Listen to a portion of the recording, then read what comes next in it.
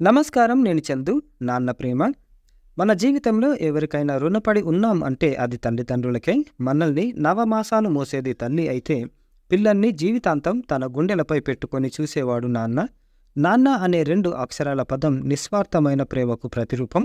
నాన్న అనే పిలుపులో ఉండేది కేవలం ఒక బంధం మాత్రమే కాదు, అంతకు మించిన భావోద్వేగం. నాన్న కోపంగా ఉన్నా, కఠినంగా మాట్లాడినా, ఒక దెబ్బ కొట్టి శిక్షించిన గుండెల నిండా పిల్లలు, కుటుంబమే ఉంటుంది. ఆయన ఆలోచనలన్నీ నిరంతరం పిల్లల బంగారు భవిష్యత్తు కోసమే పరితపిస్తూ ఉంటుంది. ఎదిగే బిడ్డలను చూసి ఆనందంతో పొంగిపోతాడు. 10 మందికి చెబుతూ మురిసిపోతాడు. బిడ్డల విజయమే తన విజయం అనుకుంటాడు. బాధ్యతల్ని నెత్తిన మోస్తూ పిల్లల్ని పెంచి పెద్ద చేస్తాడు. తన కలలు, ఆశలు అన్నీ వదిలేసుకొని పిల్లలే ప్రపంచంగా బతికేస్తాడు. వాళ్లకు ఓ జీవితాన్ని అందిస్తాడు. తప్పటడుగులు వేసిన ప్రతిసారి సరిదిద్దే బాధ్యతను తనే మోస్తాడు. ఎన్ని కష్టాలు పడుతున్నా ఇవేవి పిల్లలకు తెలియనివాడు. వారి ఆనందంలోనే తన ఆనందాన్ని వెతుక్కుంటాడు. అదే నాన్న ప్రేమ. అది అనంతం, అజరామరం, అద్భుతం.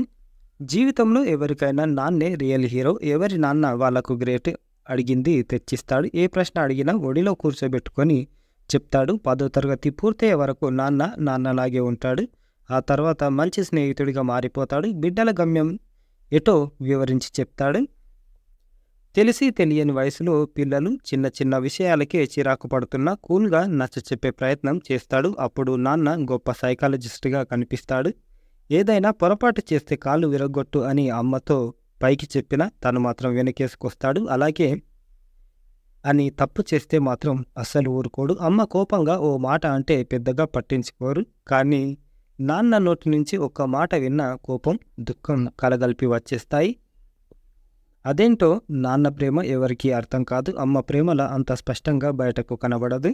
ఎవరన్నా తన పిల్లలను పొగుడుతున్నప్పుడు లోపల ఆనందపడుతూనే వాళ్ళతో ఇక చాలు అని ఇష్టం లేనట్లుగా నటిస్తాడు.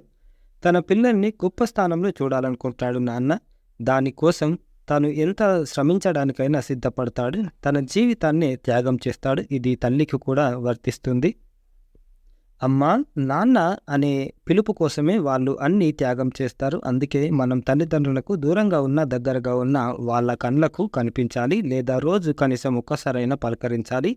పిల్లల కోసం ఇన్ని త్యాగాలు చేస్తున్న తండ్రులున్న ఈ సమాజంలోనే ఆస్తుల కోసం పిల్లల్ని చంపుతున్న నాన్నలను, కామంతో కళ్ళు మూసుకున్న తండ్రులను అప్పుడప్పుడు చూడాల్సి రావటం అత్యంత బాధాకరం.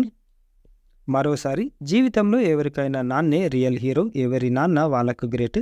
అడిగింది తెచ్చిస్తాడు. ఏ ప్రశ్న అడిగినా ఒడిలో కూర్చోబెట్టుకొని చెప్తాడు. 10వ తరగతి పూర్తయ్యే వరకు నాన్నలాగే ఉంటాడు.